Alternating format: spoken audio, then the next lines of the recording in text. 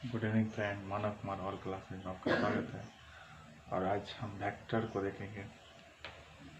अगर वेक्टर की बात की जाए तो ये कहीं की एक बेसिक चैप्टर होती है। 11th के अंदर भी आपने इसे पढ़ा होगा, वेक्टर और स्केलर के बारे में। तो अगर वेक्टर और स्केलर की बात की जाए तो वेक्टर उसे कहते हैं जिसमें मैग्नीट्यूड और डायरेक्शन भी हो, और स्केलर में सिर्फ मैग्नीट्यूड होता है जिसमें कि कहीं कोई निश्चित श्योर डायरेक्शन नहीं होता। जैसे सपोज किया जाए, अगर बात की जाए वेक्टर और 3D की, वेक्टर और स्केलर की, तो सबसे पहले हम स्केलर को देखते हैं। अदिश राशि कहने का मतलब अब मतलब होता है कि नहीं, दिशा मतलब जिसमें दिशा नहीं है, जिसमें डायरेक्शन नहीं है, जिसमें क्या हो, सिर्फ मैग्नीट्यूड मतलब लंबाई, जिसमें सिर्फ मैग्नीट्यूड माप हो, जिसमें सिर्फ मैग्नीट्यूड और माप हो। और इसमें कहेंगे कि ना कोई डायरेक्शन नहीं, कोई निश्चित डायरेक्शन नहीं हो स्केलर के अंदर। फॉर एग्जांपल, अगर एग्जांपल की बात करें, स्पीड चाल, जैसे 40 किलोमीटर पर घंटा, 40 किलोमीटर प्रति घंटा की रफ्तार से, लेकिन इसमें कोई निश्चित श्योर डायरेक्शन नहीं है कि आपको कहाँ जाना है 40 किलोमीटर। तो इसे हम स्केलर क्वांटिटी कहेंगे। फिर मास द्रव्यमान, जैसे 5 kg। अगर किसी भी वस्तु का, किसी भी कहीं पार्टिकल का अगर वेट 5 kg है तो उसमें सिर्फ मैग्नीट्यूड है, सिर्फ माप दिया है, और आपको इसमें डायरेक्शन की बातचीत नहीं है। उसके बाद फिर टाइम की अगर बात की जाए तो इसमें भी अगर 5 AM या 5 o'clock, तो यहाँ पर कहेंगे एक मैग्नीट्यूड है, माप है सिर्फ, इसमें डायरेक्शन की बातचीत नहीं है। तो अगर इस तरह की बातचीत रहे तो स्केलर मीन्स ओनली मैग्नीट्यूड होना चाहिए। अब वेक्टर की बात करते हैं, सदिश राशि। तो सा मतलब होता है साथ, दिश मतलब दिशा, जिसमें दिशा भी हो और मैग्नीट्यूड हो। मैग्नीट्यूड प्लस डायरेक्शन, एक निश्चित डायरेक्शन, मैग्नीट्यूड और डायरेक्शन होना चाहिए। सपोज किया गया ये आपका ऊपर नॉर्थ, नीचे साउथ, ये ईस्ट और ये वेस्ट। अगर आपसे बोला जाए कि 5 किलोमीटर ईस्ट जाना है आपको, 5 किलोमीटर ईस्ट मतलब पूरब, तो 5 सपोज किया गया यहाँ तक 5 किलोमीटर, तो ये आपका क्या हुआ, मैग्नीट्यूड हुआ। मैग्नीट्यूड 5 किलोमीटर क्या है, मैग्नीट्यूड है। और ये ईस्ट जो है, ईस्ट क्या है आपका, डायरेक्शन, दिशा है, किस ओर जाना है, तो 5 किलोमीटर पूरब की ओर जाना है। तो कहेंगे इसे हम वेक्टर कहेंगे, जिसमें मैग्नीट्यूड भी और डायरेक्शन भी। फॉर एग्जांपल अगर देखा जाए तो यहाँ फोर्स की बातचीत की जाए तो फोर्स बल जिसको बोलते हैं, कहने का मतलब 5 न्यूटन। सपोज किया जाए कि 5 न्यूटन किसी वस्तु को, जब कहीं किसी पार्टिकल को या फिर किसी पिंड को जब हम प्रेस करते हैं तो उसमें कहीं ना कहीं वजन रहता है, और वह बल किसी न किसी दिशा में लगता है, किसी न किसी डायरेक्शन में लगता है। तो इस तरह से हम कह सकते हैं कि आपका फोर्स जो है एक वेक्टर क्वांटिटी है। तो 5 न्यूटन किसी ना किसी तरफ लगेगा बल। उसी तरह से एक्सेलरेशन, त्वरण ये भी कहेंगे कि वेग परिवर्तन की दर को, वेलोसिटी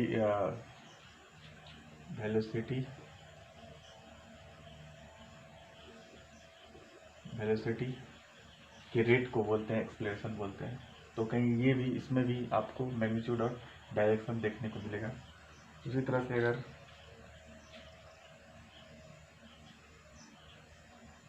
और वेलोसिटी को भी हम बोल सकते हैं कि यह वेक्टर है आपका। और भी एग्जांपल अगर देखा जाए तो जैसे हम कर सकते हैं कि इलेक्ट्रिक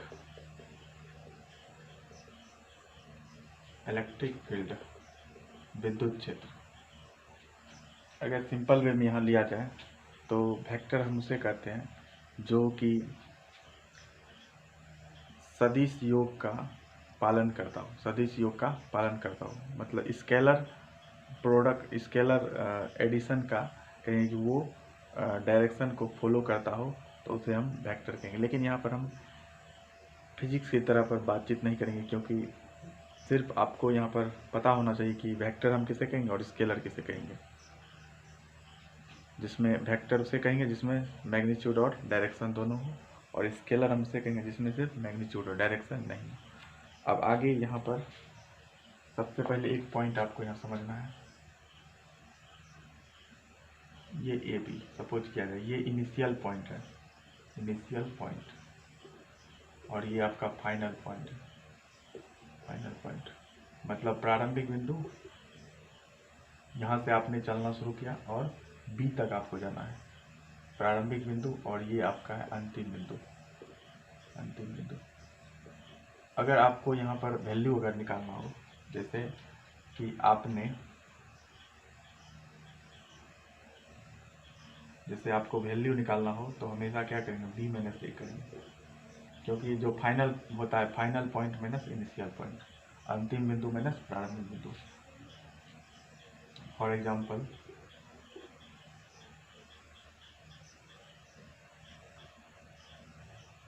जैसे सपोज किया जाए, अगर आपसे पूछा जाए कि ए से कोई पॉइंट, कोई पार्टिकल चलना प्रारंभ किया,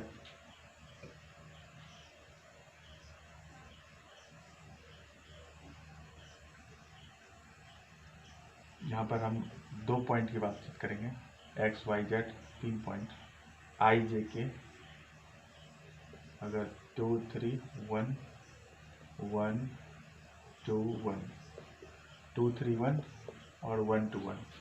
अगर आपसे इसका कहीं की वैल्यू निकालना हो, ए बी का वैल्यू, तो क्या करेंगे, हमेशा फाइनल माइनस इनिशियल करेंगे, 2 माइनस 1 बराबर 1, 3 माइनस 2 बराबर 1 और 1 माइनस 1 बराबर 0।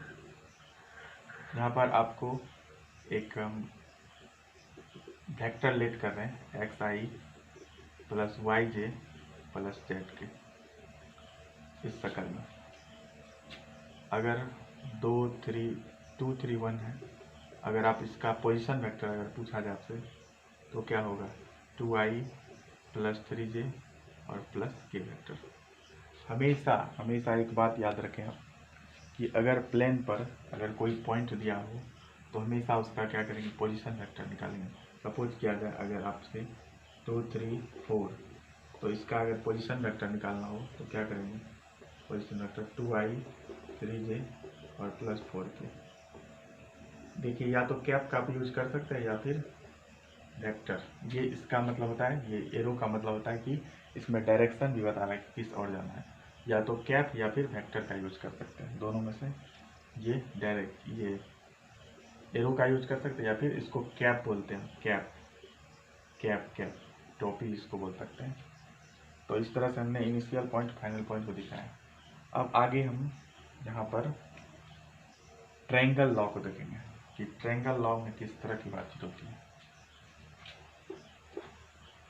ट्रायंगल लॉ, अगर आपसे पूछा जाए कि ट्रायंगल लॉ लगाइए आप, तो आप किस प्रकार लगाएंगे ट्रायंगल लॉ, आइए देखते हैं। ट्रायंगल लॉ लगाने के लिए आपको एक डायरेक्शन को फॉलो करना होगा। जैसे सपोज किया जाए ट्रायंगल लॉ ABC, इसमें अगर आपसे बोला जाए कि ट्रायंगल लॉ लगाइए तो देखेंगे कि कौन सा दो एक डायरेक्शन में, AB प्लस AC आपका एक डायरेक्शन में, ये एरो देखिए इस तरह से, ये एक डायरेक्शन में और बराबर होगा BC आपका BC कहेंगे आपका अपोजिट डायरेक्शन में बराबर BC। तो इस तरह से हम ट्रायंगल लॉ लगाते हैं। जो दो एक डायरेक्शन में हो उसे हम दोनों प्लस में लिखेंगे, एक साइड और एक अलग। जैसा कि एक और एग्जांपल में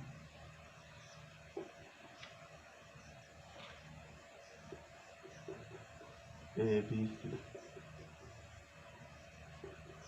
आप यहाँ देखेंगे कि कौन सा दो एरो, ये जो डायरेक्शन है एरो, ये BC और AB दोनों एक सेम डायरेक्शन में, तो BC प्लस AC और बराबर लिख सकते हैं AC के, AB बराबर AC के।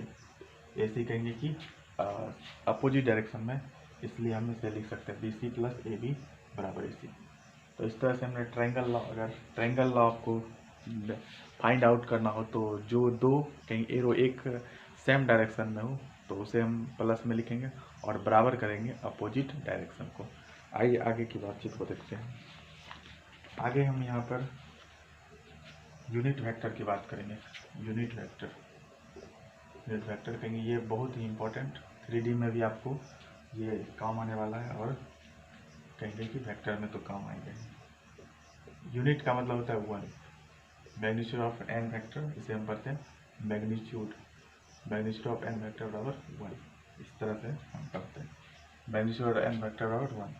अगर आपसे यूनिट वेक्टर पूछा जाए तो एक कैप बराबर a वेक्टर बटे मैग्नीट्यूड ऑफ a वेक्टर हम लिखते हैं। एक कैप बराबर a वेक्टर बटे मैग्नीट्यूड ऑफ a वेक्टर। अब मैग्नीट्यूड कैसे निकालेंगे? जैसे सपोज किया जाए r वेक्टर आपका है यहाँ पर x y i plus y j plus z के। अगर आपसे पूछा जाए मैग्नीट्यूड ऑफ r वेक्टर तो क्या करेंगे? Coefficient x square plus y square plus z square करेंगे। फॉर एग्जांपल अगर आपसे पूछा जाए 2i cap plus 3j plus 4k cap r vector बराबर r कैप का आपको मैग्नीट्यूड निकालना हो तो 2 का स्क्वायर प्लस 3 का स्क्वायर प्लस 4 का स्क्वायर करेंगे, 4 9 16 √29। तो इस तरह से हम मैग्नीट्यूड निकालते हैं। जैसा कि यूनिट वेक्टर के लिए n कैप बराबर 1 और a वेक्टर एक कैप या फिर n कैप लिख सकते हैं a वेक्टर बटे magnitude of a vector. For example आपका है a वेक्टर बराबर 2i cap plus 3j cap plus 4k cap. इसका आपको यूनिट वेक्टर निकालना है तो एक कैप बराबर लिखेंगे a वेक्टर बटे magnitude of a vector. a vector का मान 2i plus 3j plus 4k और मैग्नीट्यूड ऑफ a वेक्टर कहेंगे कि यही सेम टू सेम। तो यहाँ पर अगर मैग्नीट्यूड ऑफ a वेक्टर आप निकालते हैं तो 2 का स्क्वायर प्लस 3 का स्क्वायर प्लस 4 का स्क्वायर, ये 29 होगा आपका 29। आप इसे लिख सकते हैं 2y √29 i cap plus 3y √29 j cap plus 4y √29 k cap. तो इस तरह से आप यूनिट वेक्टर निकाल सकते हैं। यूनिट वेक्टर का वैल्यू होता है 1 होता है। आप इसे चेक भी कर सकते हैं स्क्वायर करके आप चेक भी कर सकते हैं। चेक अगर करना हो कि ये यूनिट वेक्टर है कि नहीं तो 2/√29 का होल स्क्वायर प्लस 3/√29 का स्क्वायर प्लस 4/√29 का स्क्वायर, तो 2 4/29 प्लस 9/29 प्लस 16/29, ऊपर जब नीचे सेम 29/29 बराबर 1। यूनिट वेक्टर का वैल्यू हमेशा 1 होता है, 1 के बराबर होता है। आइए आगे देखते हैं।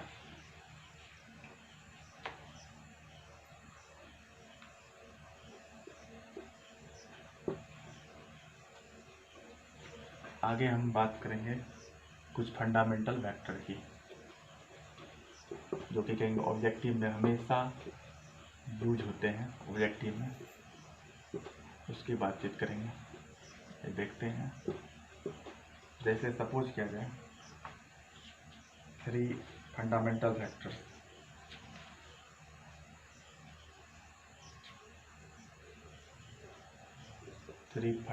Vectors, which is collinear to 3 vector ijk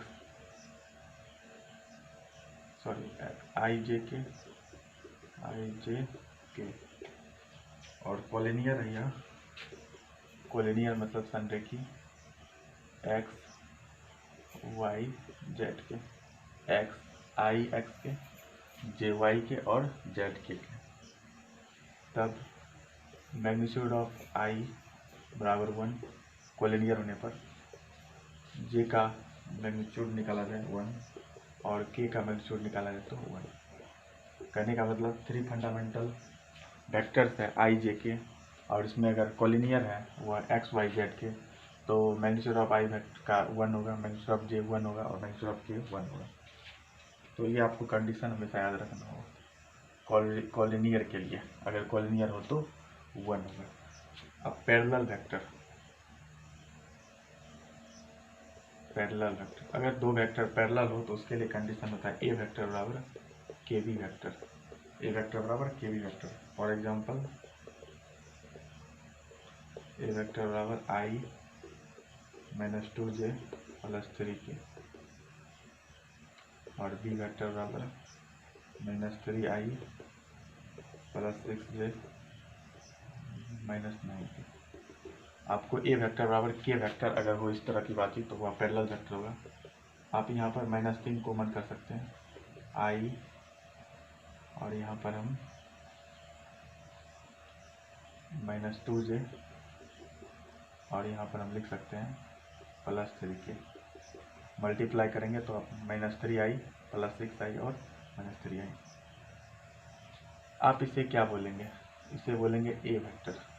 इसे क्या बोलेंगे हम? ए वेक्टर बोलेंगे, क्योंकि ए वेक्टर बराबर आई -2j + 3k। ये बी वेक्टर बराबर है आपका -3 ए वेक्टर, -3 ए वेक्टर। ये ए वेक्टर बराबर हम लिख सकते हैं, ए वेक्टर बराबर -1/3 बी वेक्टर। ए वेक्टर बराबर ये वैल्यू आपका के है, के कांस्टेंट पार्ट, तो ए वेक्टर बराबर के बी वेक्टर आ चुका है। ये के है जिसे हम के बोलेंगे। तो अगर इस तरह की बातचीत हो ए वेक्टर बराबर के बी वेक्टर, तो वह वेक्टर होगा पैरेलल वेक्टर। अब इक्वल वेक्टर के लिए कंडीशन होता है, इक्वल वेक्टर के लिए, इक्वल वेक्टर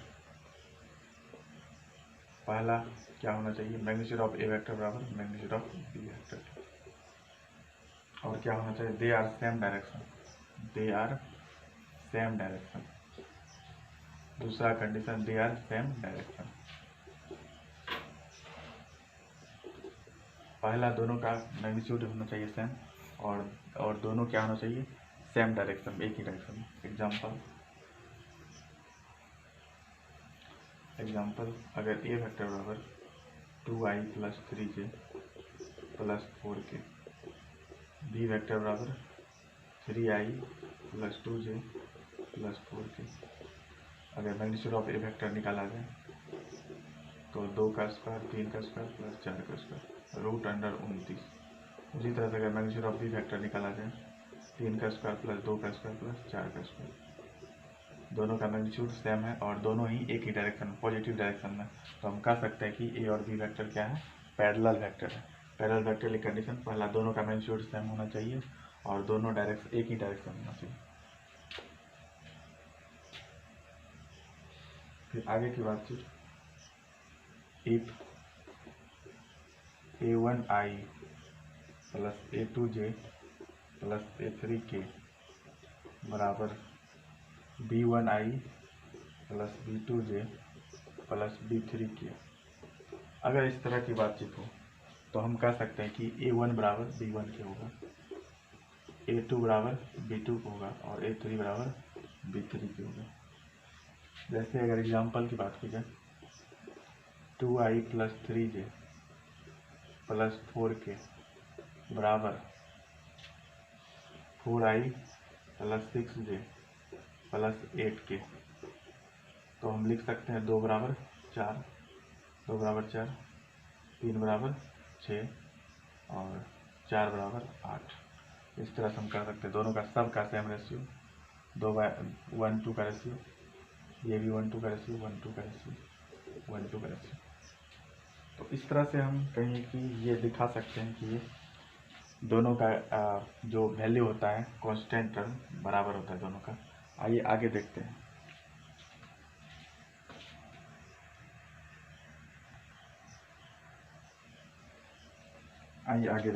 वेक्टर का सवाल बनाने से पहले आपका थ्योरी क्लियर होना चाहिए।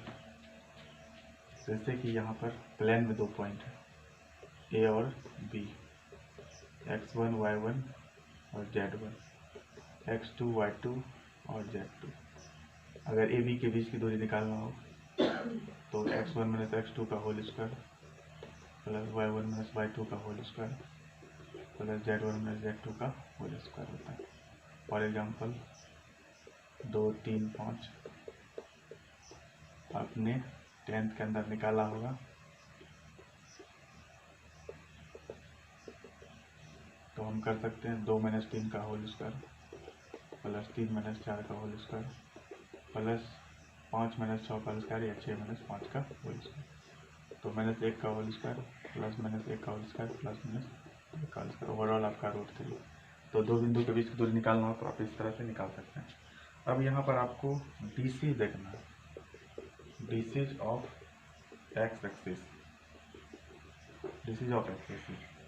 तो डीसीज ऑफ एक्स एक्सिस की बात की जाए, जिसका डीसीज निकाला डायरेक्शन कोसाइन, तो उसका वैल्यू 0 होगा, क्योंकि अगर आप यहाँ पे देखा जाए एक्स एक्सिस का, तो एक्स अपने साथ 0 का एंगल बनाएगा cos 0, और जो और शेष जो बचा वाई और जेड उसके लिए 90 यूज होगा। हमेशा याद रखें, ऑब्जेक्टिव के लिए बहुत इंपॉर्टेंट है। एक्स एक्सिस, तो एक्स अपने साथ खुद 0 का एंगल बनाएगा और सबके साथ 90 डिग्री बनाएगा, वाई के साथ 90 डिग्री, जेड के साथ 90 डिग्री का कोण बनाएगा।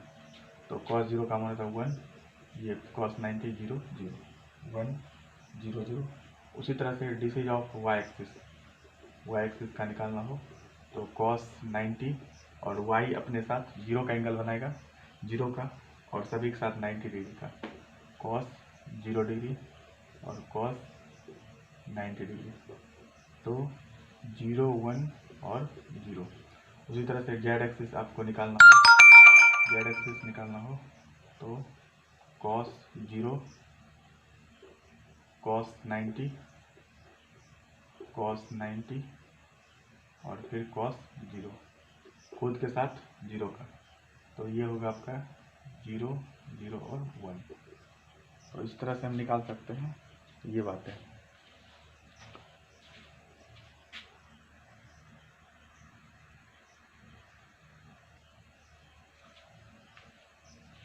तो डीसी इस तरह से एक्स एक्सिस अगर निकालना हो तो 1 जो पूछा जाए 1 और रेस्ट 0, लॉजिक से, या फिर आप ये रूल से भी देख सकते हैं। जो इसका कॉन्सेप्ट होता है कि एक्स अपने साथ 0 का एंगल बनाएगा और सभी के साथ 90 का। उसके बाद फिर अगर बात की जाए कि L square plus M square plus N square का मान 1 होता है, ये आपको कहीं की ऑब्जेक्टिव में, कहीं की ऑब्जेक्टिव दौरान इसका यूज हो सकता है। इसके बाद अगर आपसे पूछा जाए डीसीज ऑफ, जैसे कोई वेक्टर है एक्स आई वाई जे और जेड के, तब आपको यहाँ पर डीसीज अगर निकालना हो एक्स बटे √x square plus y square plus z के स्क्वायर, वाई बटे √x square plus y square plus z square, और जेड बटे √x square plus y square plus z square. For example अगर कोई क्वेश्चन दिया है 2i minus 3j plus 4k और इसका डीसीज आपको निकालना है, तो 2 बटे √2 का स्क्वायर प्लस माइनस 3 का स्क्वायर प्लस 4 का स्क्वायर, और फिर माइनस 3 बटे करेंगे √2 का स्क्वायर प्लस माइनस 3 का स्क्वायर प्लस 4 का स्क्वायर। उसी तरह से 4 बटे √2 का स्क्वायर प्लस माइनस 3 का स्क्वायर प्लस 4 का स्क्वायर, तो ये वैल्यू होगा 2 बटे √29 माइनस 3 बटे √29 और 4 बटे √29। तो इस तरह से हम डीसी निकाल सकते हैं वैल्यू का। अब यहाँ पर हम एंगल की बात करेंगे। आइए देखते हैं एंगल।